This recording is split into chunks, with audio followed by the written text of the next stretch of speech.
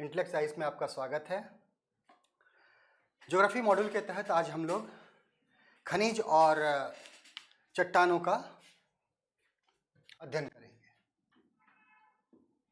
खनिज एवं चट्टान,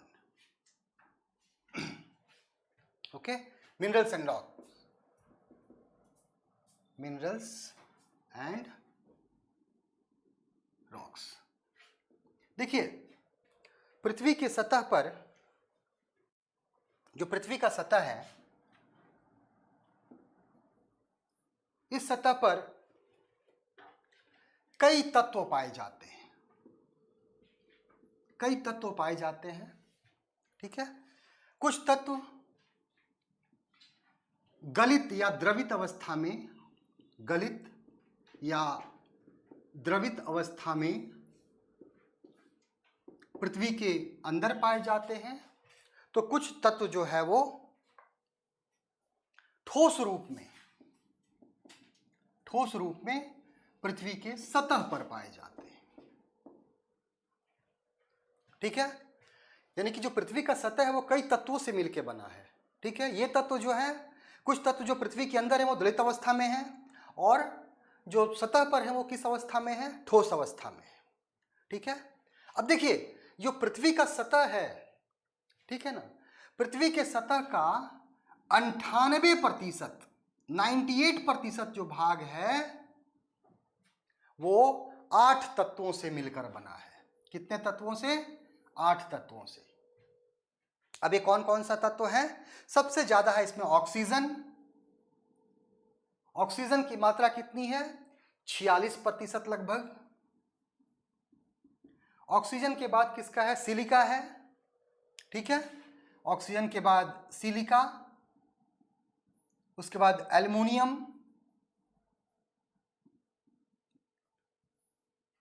ठीक है। फिर उसके बाद लोहा।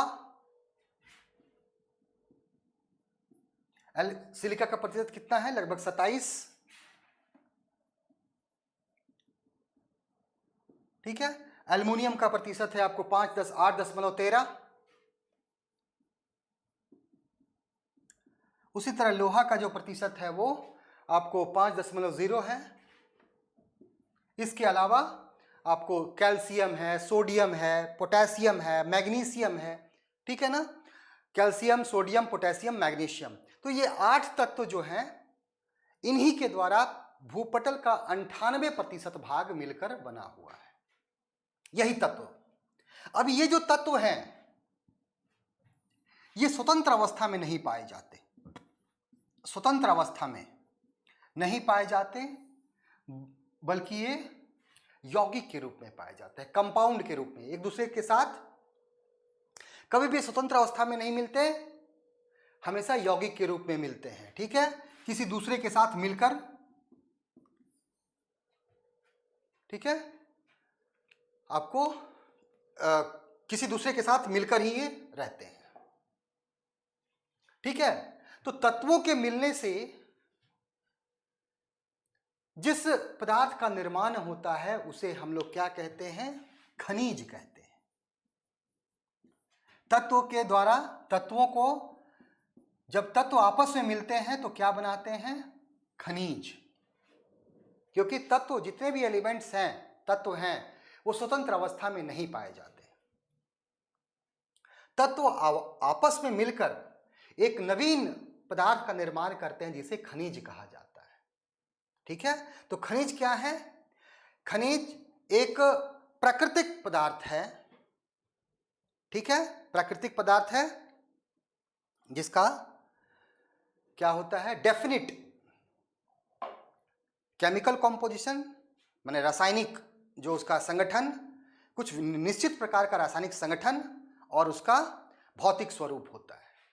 तो खनिज वह प्राकृतिक पदार्थ है जिसका एक निश्चित रासायनिक संगठन, कॉम्पोजिशन, केमिकल कॉम्पोजिशन तथा भौतिक संगठन होता है, भौतिक गुण होते हैं। अब देखिए, ये जो पृथ्वी का सतह है उसमें लगभग 2000 प्रकार के खनिज पाए जाते हैं,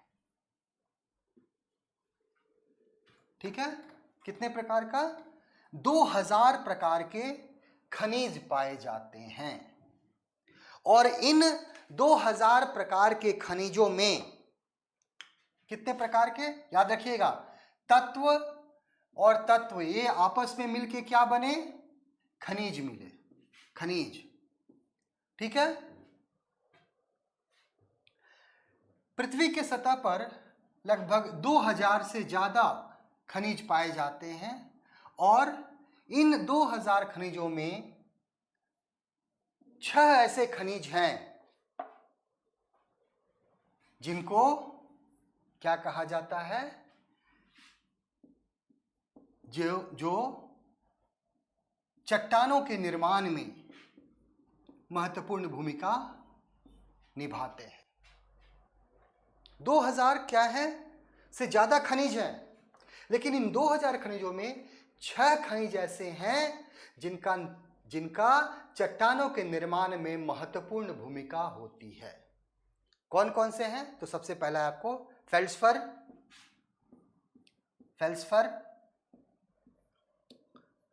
दूसरा क्वार्ट्ज, सबसे मुख्य यही है फेल्ड्सफर।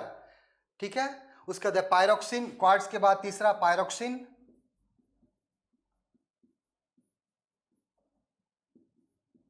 पायरोक्सिन, उसके बाद है एम्फीबोले। ठीक है। चौथा क्या है? एम्फीबोले,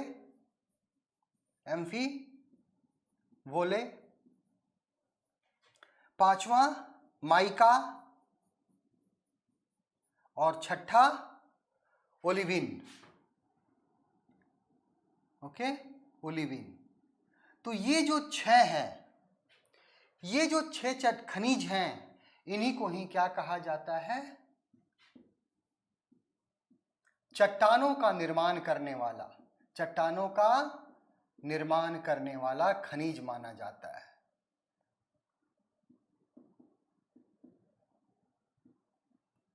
ठीक है। चट्टानों का निर्माण करने वाला खनिज माना जाता है। ठीक है। सबसे ज्यादा किसी चट्टान में सबसे ज्यादा कौन से खनिज होते हैं? फेल्ड्सफर, उसके बाद क्वार्ट्ज, उसके बाद पायरोक्सिन, फिर एम्फीबोले, फिर माइका, फिर ओलिविन। ठीक है। तो अब हम लोग किसके बारे में पढ़ेंगे? इन्हीं खनिजों के बारे में, चट्टानों के बारे में हम विस्तृत रूप से अध्ययन करने जा रहे हैं। तो चट्टान क्या है? चट्टान मुख्य रूप से खनिजों का क्या है? संग्रह है। ठीक है। चट्टान मुख्य रूप से, चट्टान क्या है? खनिजों का संग्रह।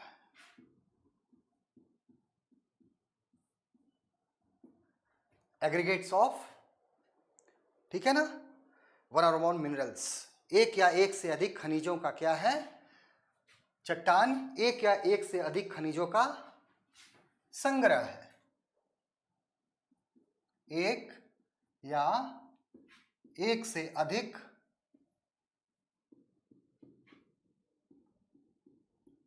खनिजों का संग्रह है, जिसका न तो निश्चित रासायनिक संगठन होता है और न ही कोई विशिष्ट प्रकार की फिजिकल कॉम्पोजिशन होता है। अर्थात इसका कोई निश्चित रासायनिक संगठन नहीं होता, जिसका निश्चित रासायनिक संगठन नहीं होता। एक से अधिक खनिजों का संग्रह है जिसका निश्चित रासायनिक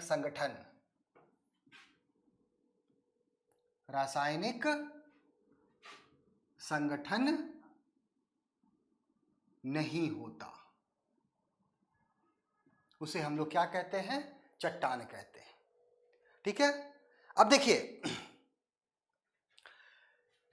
निर्माण के आधार पर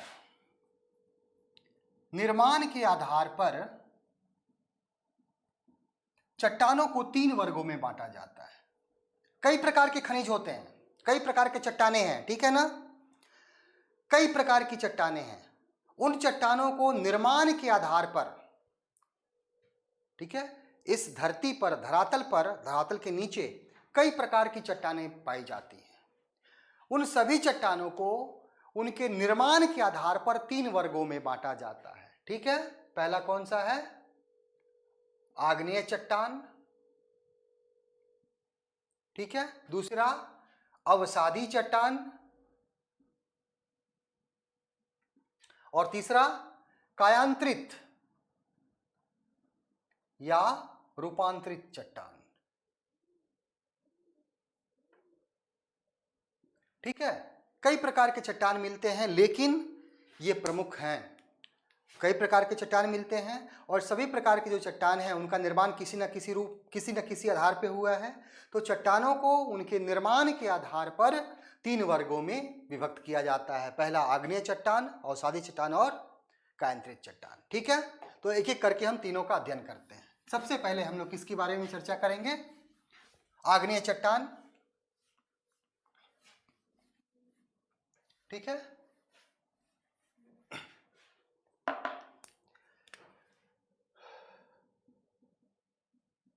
देखिए आग्नेय चट्टान जो है,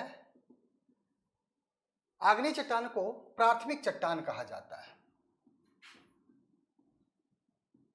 अर्थात प्राथमिक चट्टान इसलिए कहा जाता है कि धरातल पर सर्वप्रथम इसी चट्टान का निर्माण हुआ। इस चट्टान का निर्माण मैग्मा तथा लावा के ठंडा होने से हुआ। ठीक है, इसका निर्माण कैसे हुआ? लावा के ठंडा होने, कठोर होने, ठंडा, कठोर तथा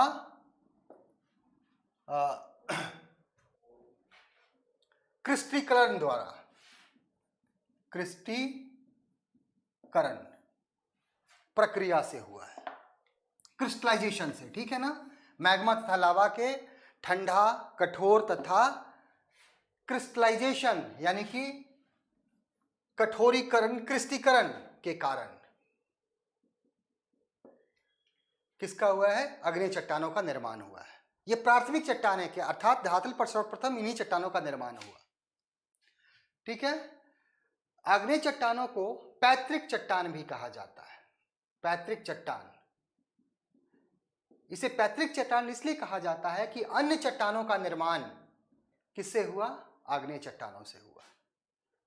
ठीक है, पृथ्वी के अंदर मैग्मा होता है, मैग्मा ठंडा हो जाता है, जब बाहर निकलने के बाद लावा बन जाता है। यही ठंडा होगा तो क्या होगा? उसमें क्रिस्टल्स पड़ जाएंगे, छोटे छोटे टुकड़े बन जाएंगे, क्रिस्टल्स बन जाते हैं। तो क्रिस्टीकरण के द्वारा, क्रिस्टलीकरण, क्रिस्टलीकरण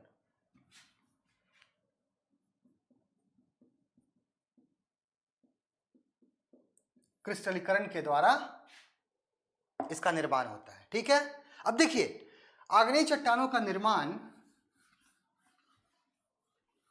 आग्नेय चट्टानों को उनके प्राप्ति स्थल के आधार पर 2 वर्गों में बांटा जाता है। प्राप्ति स्थल, क्योंकि निर्माण जो होता है वो 2 जगह होता है इसका निर्माण। एक, चूंकि इनका निर्माण मैग्मा से होता है तो मैग्मा धरातल के नीचे भी ठंडा होता है, और मैग्मा जब ऊपर निकल जाता है तो क्या होता है? लावा बन जाता है, और उससे भी जब वो ठंडा होता है तो क्या बन जाता है?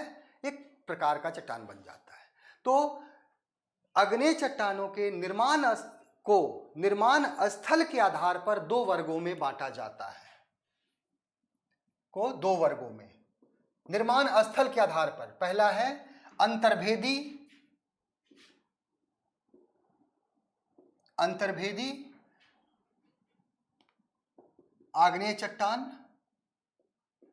ठीक है, और दूसरा कौन सा है? बहिर्भेदी आग्नेय चट्टान।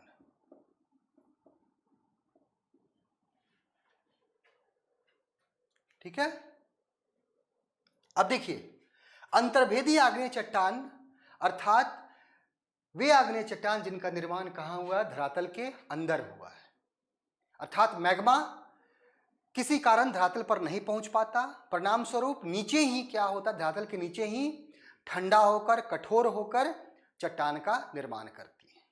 ठीक है, अंतर्भेदी आग्नेय चट्टानों को 2 वर्गों में बांटा जाता है। एक है पातालीय आग्नेय चट्टान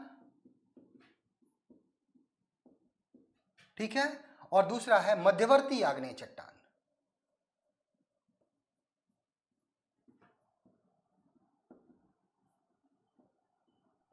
ठीक है, पातालीय आग्नेय चट्टान और दूसरा मध्यवर्ती आग्नेय चट्टान। अंतर्वेदी चट्टानों को हम डिवाइड कर रहे हैं। ठीक है, अंतर्वेदीय चट्टान को, अंतर्भेदी आग्नेय चट्टान को दो वर्गों में बांटा जाता है, पातालीय और दूसरा मध्यवर्ती आग्नेय चट्टान। अब देखिए, जो पातालीय आग्नेय चट्टान है इनका निर्माण अत्यंत गहराई में होता है। ठीक है, पातालीय आग्नेय चट्टान का निर्माण अत्यंत गहराई में मैग्मा के ठंडा होने से होता है। क्योंकि मैग्मा बहुत धीरे धीरे ठंडा होता है, इसलिए अंतर्भेदी चट्टान जो होती हैं वे, उनके जो रवे होते हैं, क्रिस्टल्स होते हैं, वो बड़े बड़े होते हैं। ठीक है, अंतर्भेदीय चट्टानों को कितने वर्गों में बांटा? दो वर्गों में। पातालीय अग्नि चट्टान, पातालीय अग्नि चट्टान का निर्माण कहां होता है? अत्यंत गहरा, पृथ्वी का धरातल है अत्यंत नीचे होता है। इनके जो रवे होते हैं, क्रिस्टल्स होते हैं, वो बड़े बड़े होते हैं। यानी कि जो चट्टान के कण होते हैं जिससे मिलकर के बना होता है वो बड़े बड़े होते हैं। उदाहरण कौन सा है? ग्रेनाइट। तो ग्रेनाइट किसका एग्जाम्पल है? ग्रेनाइट आग्नेय चट्टान है, और आग्नेय चट्टानों में भी कहां का होता है? ये पातालीय आग्नेय चट्टान है।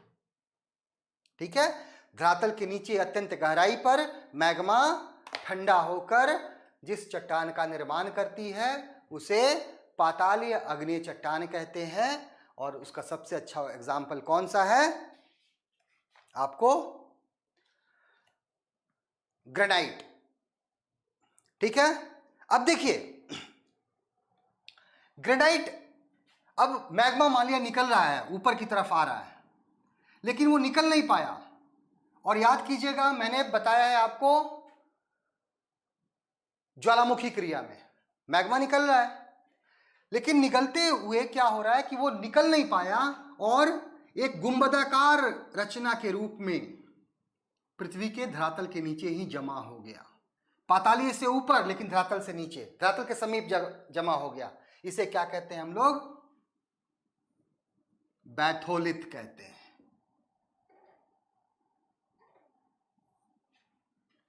ठीक है, बैथोलिथ क्या होता है? गुंबदाकार संरचना होती है। ठीक है, गुंबदाकार होती है और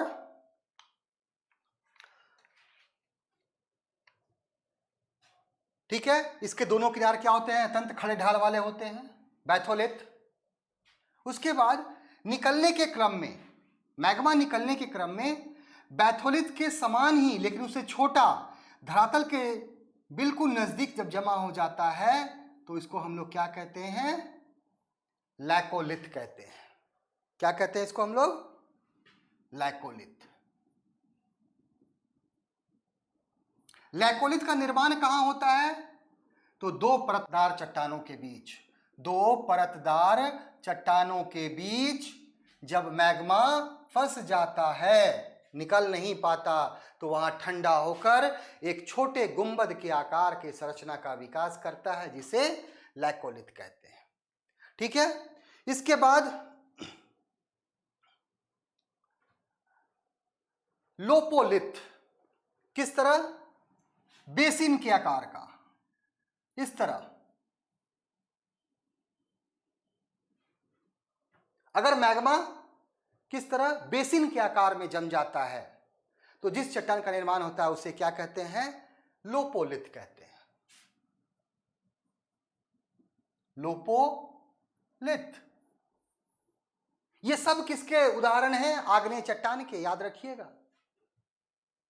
यदि मैग्मा का जमाव तरंग के रूप में होता है तो उसे हम लोग क्या कहते हैं? फैकोलिथ कहते हैं। किस रूप में हो गया? तरंग के रूप में, चट्टानों के बीच फंस जाता है और उसी में तरंग के रूप में किसी वलित चट्टान में, वलन, ऐसा चट्टान जिसमें वलन पड़ा हुआ है, उसी में क्या हो गया? मैग्मा घुस गया और जम गया, तो उसको हम लोग क्या कहते हैं? फैकोलिथ। ठीक है, इसको हम लोग कहते हैं फैकोलिथ। यदि मैग्मा का जमाव परत रूप में होता है, इस तरह बेड के रूप में, तो उसे हम लोग क्या कहते हैं? सील कहते हैं। और यदि मैग्मा का जमाव धरातल के नीचे लंबवत रूप में होता है तो इसे हम लोग क्या कहते हैं? डाइक कहते हैं। तो ये सब जितने भी हैं ये अंतर्भेदी चट्टान के रूप में है, लेकिन जो ग्रेनाइट है ये पातालीय आग्नेय चट्टान है और धरातल के नीचे, लेकिन पाताली चट्टान के ऊपर जिन चट्टानों का निर्माण हुआ उन्हें हम क्या कहते हैं? मध्यवर्ती आग्नेय चट्टान कहते हैं। मध्यवर्ती आग्नेय चट्टान।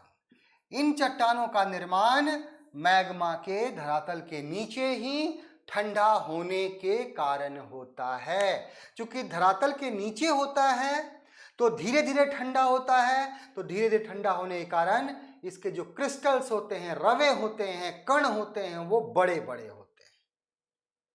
ठीक है, अब देखिए, जब यदि मैग्मा क्या होता है? भूकंप ज्वालामुखी क्रिया के कारण, चाहे वो दरारी उद्भेदन हो चाहे वो केंद्रीय उद्भेदन हो, जब मैग्मा बाहर निकल आता है तो वह अत्यंत तीव्र गति से ठंडा हो जाता है। ठीक है, और तीव्र गति से ठंडा होता है, इसलिए उसके क्रिस्टल्स जो होते हैं, उसके जो रवे होते हैं, वो क्या होते हैं? छोटे छोटे होते हैं। तो चूंकि धरातल के बाहर निकल गया, ऊपर आ गया, इसलिए क्या हो गया? ऊपर आकर के ठंडा हो गया, तो एक नवीन चट्टान का निर्माण हुआ जिसे हम लोग बहिर्भेदी, अगर यहां जमा हो गया तो ठीक है ना, बहिर्भेदी आग्नेय चट्टान कहते हैं। और बहिर्भेदी आग्नेय चट्टान का उदाहरण कौन सा है? याद रखिएगा, बैसाल्ट चट्टान। जब मैग्मा धरातल पर आकर लावा का रूप ले लेती है तथा तीव्र गति से ठंडा होकर कठोर चट्टान का निर्माण करती है, तो वैसे चट्टान को हम लोग क्या कहते हैं? बहिर्भेदी आग्नेय चट्टान कहते हैं। और बहिर्भेदी आग्नेय चट्टान का उदाहरण बैसाल्ट है। ठीक है, तो ये रहा किसके बारे में? आपको आग्नेय चट्टानों के बारे में। ठीक है, अब आग्नेय चट्टानों की कुछ विशेषताएं क्या क्या होती हैं वो भी याद रखिएगा। तो पहला है कि आग्नेय चट्टान की प्रथम विशेषता यह है कि आग्नेय चट्टानों में आपको ज्वाइंट्स नहीं पाए जाते। ठीक है, आग्नेय चट्टानों में क्या होता है? आपको संधियां नहीं पाई जाती। ठीक है, इसलिए चूंकि संधि नहीं पाया जाता, इसलिए इसमें पानी बहुत मुश्किल से क्या होता है? प्रवेश करता है। ठीक है, इसकी दूसरी विशेषता है, यह मुख्य रूप से क्या होता है? अत्यंत कठोर होता है, बहुत हार्ड रॉक होता है। लेकिन इसके कुछ उदाहरण भी हैं जिसमें क्या है कि चट्टान अत्यंत ही सॉफ्ट, बहुत ही क्या होती है? नरम हो जाती है, उसे आसानी से क्या है? कुदाल से कोड़ा जा सकता है। जैसे आपको बेसाल्ट चट्टान क्या होती है? बहुत ही नरम चट्टान है। वैसे अधिकतर आपको जो आग्नेय चट्टान है वो कठोर होती हैं, लेकिन बेसाल्ट जो है वो किस प्रकार का है? एक ठीक है, नरम होती हैं। जब वो बहुत समय तक पर्यावरण में खुले रह जाती हैं तब वो नरम हो जाती हैं। तो बेसाल्ट एक नरम आग्नेय चट्टान का उदाहरण है। ठीक है, इसमें क्या होता है? तीसरा विशेषता क्या है? इसमें रवे होते हैं, यानी कि क्रिस्टल्स होते हैं बड़े बड़े। लेकिन क्रिस्टल का आकार किस पर डिपेंड होता है? ठंडा होने की दर। यदि ठंडा होने की दर जो है वो बहुत धीमा है तो क्रिस्टल्स क्या हो जाएंगे? बड़े बड़े होंगे। ठीक है। और यदि चट्टान मैग्मा तीव्र गति से ठंडा होता है तो उसके कण जो हैं वो छोटे छोटे होंगे। याद रखिएगा, ये रवेदार चट्टान है। रवेदार, रवा मतलब चीनी जैसा होता है ना, छोटे छोटे गोल गोल गोल गोल, तो वैसे ही होते हैं ये रवेदार चट्टान के उदाहरण हैं। लेकिन चट्टानों का जो रवा है, क्रिस्टल्स है, उनका आकार इनके ठंडा होने की दर पर आधारित है। ठीक है। अगर तीव्र गति से ठंडा होगा तो रवा छोटा छोटा होगा, और अगर धीरे धीरे ठंडा होगा तो उनके रवे क्या होंगे? साइज जो उनके टुकड़े होंगे वो बड़े बड़े होंगे। ठीक है। इसके अलावा आग्नेय चट्टानों में परतें नहीं पाई जाती। ठीक है। इसमें क्या है? परत नहीं पाए जाते, ये परत में नहीं मिलते, लेयर्स नहीं होते इसमें। इसके अलावा इन चट्टानों में जीवाश्म नहीं पाए जाते। ठीक है। इस संबंध में दो तथ्य बहुत महत्वपूर्ण है माने जाते हैं कि या तो जिस समय चट्टानों का निर्माण हुआ, आग्नेय चट्टानों का, उस समय पृथ्वी पर जीवन की उत्पत्ति नहीं हुई होगी, या दूसरा माना जाता है कि चूंकि मैग्मा बहुत गर्म होता है इसलिए इसमें जो जीवाश्म आयन भी होंगे वो भी क्या हो गया होगा? खत्म हो गए होंगे। तो अब बहरहाल इसमें क्या है? किसी प्रकार का जीवाश्म नहीं पाए जाते हैं। ठीक है। इनका निर्माण मुख्य रूप से कैसे होता है? ज्वालामुखी उद्भेदन के द्वारा, या तो बाहर हो गया या पृथ्वी के अंदर ही हो गया। ठीक है। अत्यंत इन चट्टानों में क्या नहीं मिलेगा आपको? जीवाश्म ईंधन नहीं मिलेंगे। इसमें क्या नहीं मिलेगा? कोयला नहीं मिलेगा, इसमें पेट्रोल नहीं मिलेगा। इसमें क्या मिलेगा? धात्विक खनिज मिलेंगे, लोहा, निकल, कॉपर, ये सब चीजें मिलेंगी इसमें। ठीक है। अच्छा, तो ये रहा आपको किसका? आग्नेय चट्टानों का। आग्नेय चट्टानों को कई वर्गों में बांटा जाता है, जैसे आपको बताई दिया कि उनके निर्माण के आधार पर बहुत अधिक गहराई में क्या मिल गया आपको? प्लूटोनिक अर्थात पाताली आग्नेय चट्टान, मध्यवर्ती आग्नेय चट्टान, बहिर्भेदीय आग्नेय चट्टान। तो ये चीजें आपको ध्यान में रखने हैं। ठीक है। अब आते हैं हम किस पर?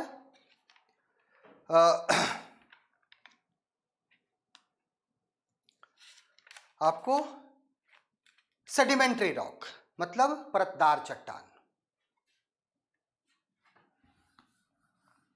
जिसको हम लोग अवसादी चट्टान भी कहते हैं। ठीक है। सेडिमेंट्री रॉक या अवसादी चट्टान।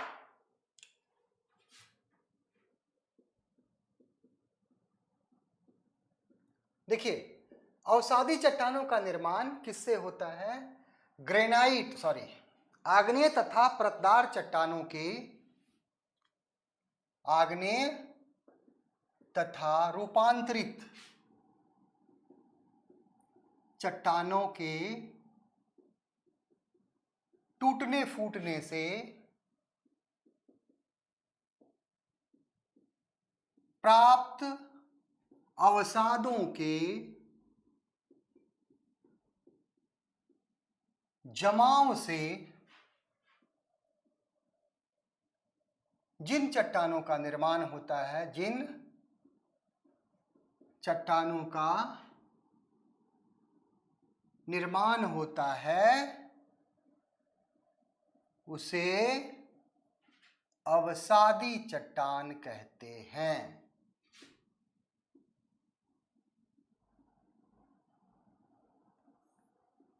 ठीक है। तो याद रखिएगा कि आग्नेय तथा रूपांतरित चट्टान से ही जब ये टूट फूटती हैं तो उनसे जो मलबा मिला, अवसाद मिला, उन्हीं अवसादों का क्या हो जाता है? जमाव होता है, और उन्हीं जमाव से ही एक नवीन प्रकार के चट्टान का निर्माण होता है, जिसे हम लोग क्या कहते हैं, अवसादी चट्टान कहते हैं। क्योंकि इनका जमाव जो होता है वो परत के रूप में होता है, परत के रूप में, लेयर्स के रूप में होता है, इसलिए इनको हम लोग क्या करते हैं, परतदार चट्टान भी कहते हैं। ठीक है, इनकी विशेषता क्या क्या है? तो पहली विशेषता है कि इन चट्टानों में संधियां पाई जाती हैं। ठीक है, ये किस रूप में होते हैं? दूसरा, ये परत रूप में होते हैं। तीसरा, इन चट्टानों में क्या मिलता है? जीवाश्म मिलते हैं। तो जीवाश्म ईंधन, चाहे पेट्रोल हो, डीजल, पेट्रोलियम हो, चाहे कोयला हो, गैस हो, कहां मिलेगा? अवसादी चट्टान में ही मिलते हैं। ठीक है, ठीक है। अवसादी चट्टान जो है पृथ्वी के 75%, पृथ्वी का जो ऊपरी सतह है, क्रस्ट है, भूपर्पटी के 75% भाग पर पाया जाता है। ठीक है ना? जो पृथ्वी का धरातल जो है, ठीक है, भूपर्पटी जो है, उसके 75% भाग पर अवसादी चट्टान ही पाए जाते हैं। ठीक है, और इसमें क्या मिलता है आपको? विभिन्न प्रकार के खनिज, और खास करके अवसादी जो चट्टान हैं, इन चट्टानों में आपको जीवाश्म ईंधन, कोयला हो गया, पेट्रोलियम हो गया, इन्हीं चट्टानों में मिलता है। ठीक है, अब इनके प्रकार कौन कौन से हैं? देखिए,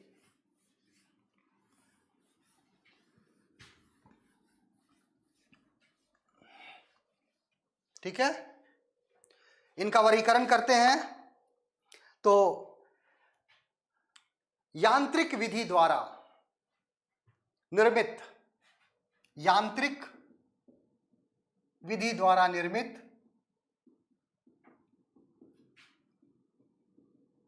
अवसादी चट्टान। ठीक है, मैकेनिकली फॉर्म्ड सेडिमेंट्री रॉक कौन कौन से हैं? बलुआ पत्थर, ये आंतरिक विधि द्वारा निर्मित है, बलुआ पत्थर हो गया। उसके बाद सेल हो गया, लोएस हो गया, कॉन्ग्लोमरेट हो गया।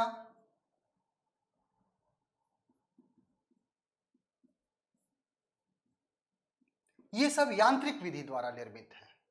रासायनिक विधि द्वारा निर्मित, रासायनिक प्रक्रिया द्वारा निर्मित, रासायनिक प्रक्रिया द्वारा निर्मित अवसादी चट्टान कौन कौन से हैं?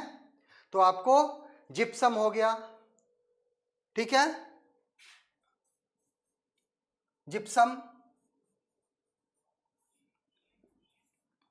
उसके बाद है आपको सॉल्ट रॉक, यानी कि चट्टानी नमक,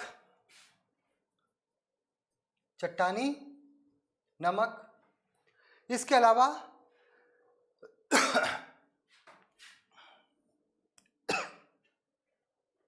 जैविक निर्मित, जैव निर्मित या जैव निर्मित अवसादी चट्टान, इसमें कौन कौन सा आ जाएगा? आपको लाइमस्टोन अर्थात चूना पत्थर आ जाएगा, डोलामाइट आ जाएगा, चूना पत्थर, डोलामाइट, ठीक है, कोयला, ठीक है, कोयला हो गया, पीट हो गया। ये भी क्या है? जीव निर्मित या जैव निर्मित अवसादी, इसमें जीवाश्म अधिक पाया जाता है। ठीक है, उसके बाद कौन सा है? एक्वस, जल निर्मित, जल निर्मित अवसादी चट्टान कौन कौन से होंगे? तो इसमें आपको कौन कौन सा होगा? जैसे समुद्री अवसादी चट्टान, समुद्री अवसादी चट्टान जो समुद्र में मिलेंगे। उसके बाद कौन सा है? झील निर्मित, झीलों में निर्मित अवसादी चट्टान। नदी निर्मित अवसादी चट्टान जो नदी में मिलेगा, ठीक है। पवन द्वारा निर्मित, पवन द्वारा निर्मित, पवन द्वारा निर्मित अवसादी चट्टान कौन सा होगा? लोएस। लोएस मैदान कहाँ है? लोएस मैदान कैसे बनता है? तो पवन द्वारा छोटे छोटे महीन कणों को क्या किया जाता है? मरुस्थलीय क्षेत्रों से उठाकर किसी अन्य जगह पर क्या कर दिया जाता है? जमा कर दिया जाता है। तो ऐसे जमाव से जिस मैदान का निर्माण होता है उसे लोएस मैदान कहा जाता है, ठीक है। जैसे चीन का लोएस मैदान दुनिया का सबसे बड़ा लोएस मैदान है, बहुत उपजाऊ होता है, ठीक है, पवन द्वारा निर्मित। उसके अलावा हिमनद द्वारा निर्मित, हिमनद द्वारा निर्मित अवसादी चट्टानों में सबसे पहला टील आ जाता है और दूसरा मोरेन, ठीक है। इसको क्या कहते हैं? टील और मोरेन, ये दोनों किसका एग्जाम्पल है? अवसादी चट्टानों का। लेकिन निर्माण कौन करता है? हिमनद द्वारा किया जाता है, ठीक है। मोरेन क्या होता है? वे अवसाद जो हिमनदी द्वारा एक स्थान से दूसरे स्थान पर ले जाया जाता है उसे मोरेन कहा जाता है, ठीक है। अब आते हैं तीसरा,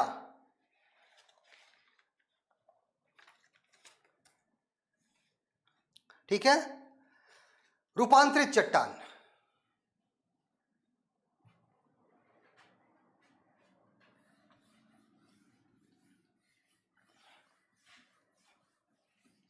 या कायांतरित चट्टान,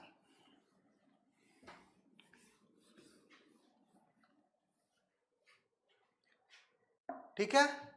देखिए, रूपांतरित या कायांतरित चट्टान, देखिए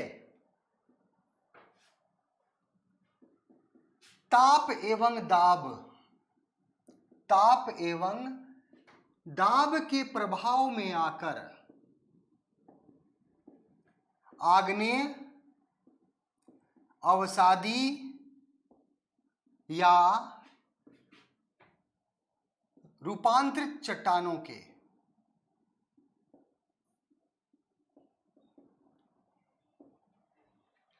रूप, गुण, धर्म, रूप, गुण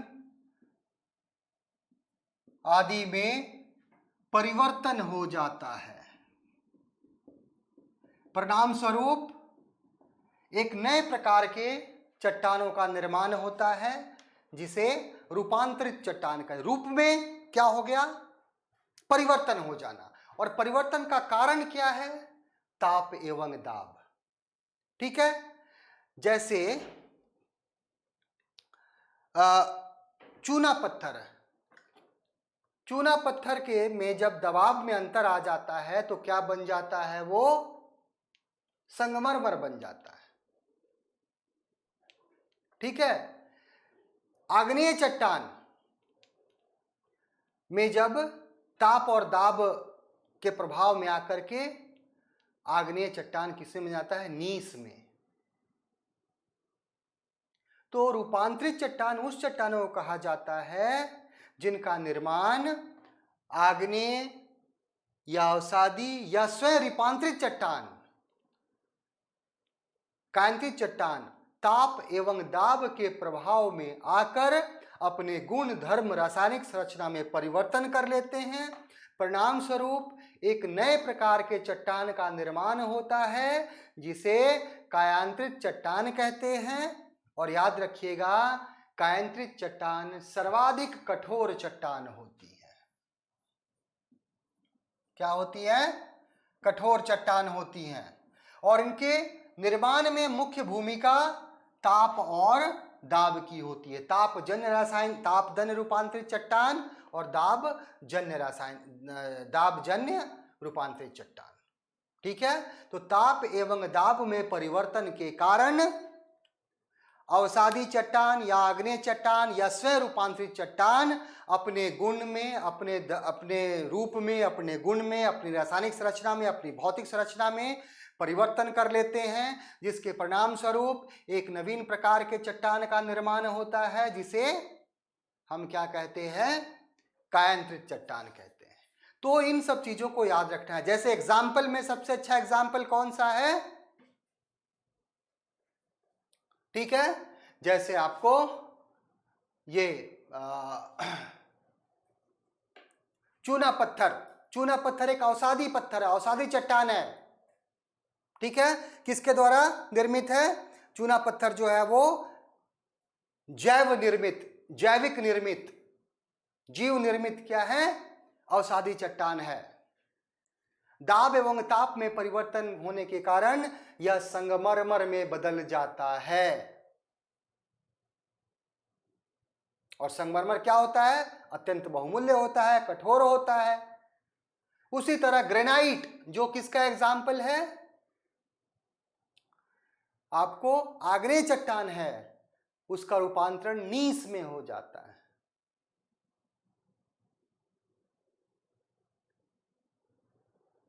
सेल का रूपांतरण सिस्ट में हो जाता है। तो ये सब क्या है? रूपांतरण है। ये तीन मुख्य वर्ग हैं किसके? चट्टानों के। प्रकार बहुत सारे हैं, चट्टानों के बहुत प्रकार हैं,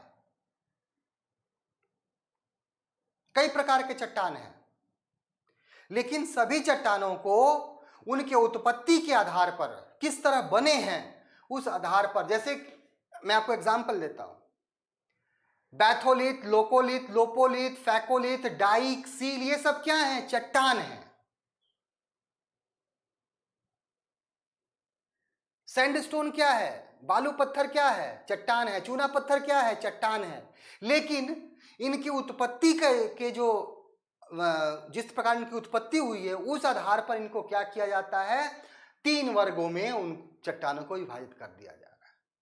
ये मत सोचिए कि तीन प्रकार की चट्टानें, नहीं, चट्टानें कई प्रकार की हैं। उनके निर्माण के आधार पर इनको तीन मुख्य वर्गों में विभाजित किया जाता है। और ये वर्ग कौन कौन से हैं?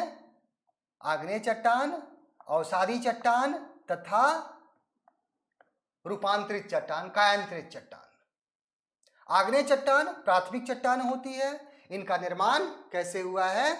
तो जब पृथ्वी का निर्माण हो रहा था और पृथ्वी अपनी पिघली अवस्था में थी, उसी समय उन मैग्मा के जमाव से इन चट्टानों का निर्माण हुआ। चूंकि इनका निर्माण सर्वप्रथम हुआ था, इसलिए इनको प्राथमिक चट्टान भी कहा जाता है। सर्वप्रथम निर्मित चट्टान, सबसे पहले निर्मित चट्टान। इसके अलावा इन्हें पैतृक चट्टान भी कहते हैं, क्योंकि इस प्रकार के चट्टानों से ही अन्य प्रकार के चट्टानें प्राप्त हुई। अब देखिए इन चट्टानों का निर्माण कैसे होता है? तो चट्टानों का निर्माण खनिज से होता है। तो जैसे चट्टानें होंगी उसी प्रकार हमको खनिज भी मिलेगा। आपको मालूम है कि आग्नेय चट्टानों में जीवाश्म नहीं पाए जाते। तो जब जीवाश्म नहीं पाए जाते तो ऐसी चट्टानों में आपको जीवाश्म ईंधन नहीं मिल सकता। ठीक है, चाहे कोल, पेट्रोल, कुछ भी इसमें नहीं मिलेगा। इसमें क्या मिलेगा? धात्विक खनिज, लोहा, मैग्नीशियम, जिंक, मैग्नीज। ठीक है, अगर तीनों में आए कि तीनों में सबसे कठोर कौन सा है, तो किसको टिक करना है आपको? इन तीनों चट्टानों में सबसे कठोर है कायांतरित, रूपांतरित चट्टान, क्योंकि दाब और ताप में परिवर्तन के कारण इन प्रकार के चट्टानों का निर्माण होता है। परतदार कौन सा है? तो अवसादी चट्टान किसमें पाई जाती है? परत में पाई जाती है। ठीक है, तो ये चीजें हैं। चट्टानों का निर्माण किससे हुआ? खनिज से हुआ। कितने प्रकार के खनिज हैं? लगभग पृथ्वी के सतह पर 2000 प्रकार के खनिज हैं, लेकिन इन 2000 प्रकारों में 6 खनिज को ही चट्टान निर्मित करने वाले खनिज कहे जाते हैं।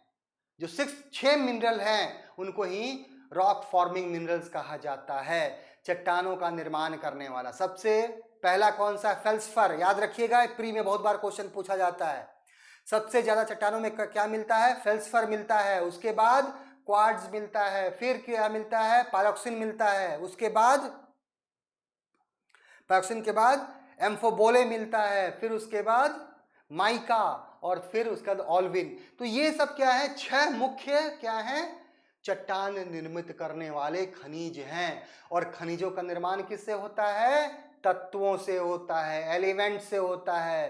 तत्व कितने प्रकार के हैं, तो कुछ तत्व जो धरातल के नीचे हैं वो पिघली अवस्था में हैं, और जो धरातल के ऊपर में है वो कठोर अवस्था में है, दृढ़ अवस्था में है।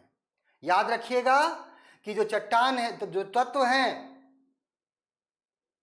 ठीक है, ये स्वतंत्र रूप से नहीं पाए जाते, हमेशा एक दूसरे के साथ मिलते हैं, और ये तत्व ही मिलकर खनिज पदार्थ बनाते हैं। तो इस प्रकार तत्वों से मिलकर खनिज बनता है, खनिजों से मिलकर के ही चट्टान बनता है, रॉक बनता है। चट्टान कई प्रकार के होते हैं, लेकिन उनकी उत्पत्ति के आधार पर उनको 3 वर्गों में बांटा जाता है। कभी ये मत कहिएगा कि there are 3 types of rock, ठीक है, चट्टान 3 प्रकार के नहीं होते, चट्टान कई प्रकार के होते हैं।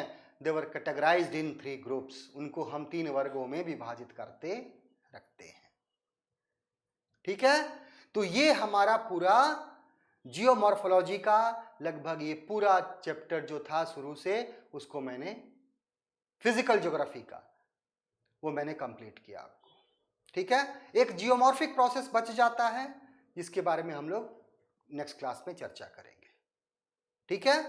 तो अभी तक हम लोगों ने क्या क्या देखा फिजिकल ज्योग्राफी में, जो मेंस पॉइंट ऑफ व्यू से इंपॉर्टेंट है,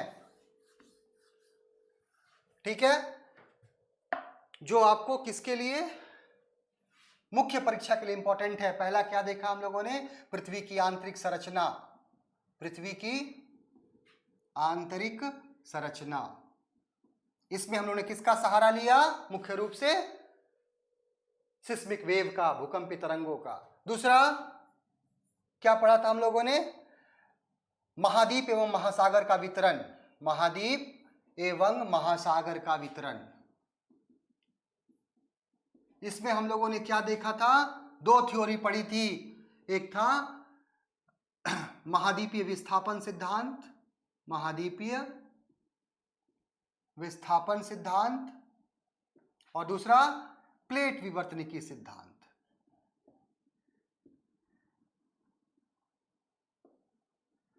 ठीक है। तीसरा चीज क्या पढ़ा था इसमें हम लोगों ने, ठीक है। उसके बाद हम लोगों ने भूकंप तथा वितरण पढ़ा था इसका, भूकंप का वितरण क्षेत्र, भूकंप तथा भूकंप क्षेत्र।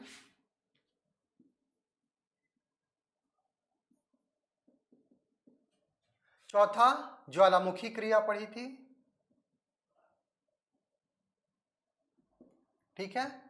पांचवा हम लोगों ने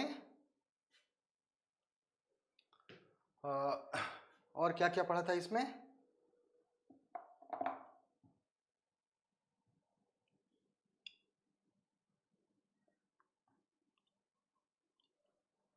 ओके, एक ये पढ़ा था, और उसके बाद चट्टानों का वर्गीकरण पढ़ा, चट्टान पढ़ा, ठीक है। तो ये सारी चीजें हम लोगों ने इसमें पढ़ लिया। अब इसमें एक और चीज पढ़नी है, वो नेक्स्ट क्लास में पढ़ेंगे हम लोग, वो है आपको जियोमॉर्फिक प्रोसेस, ठीक है।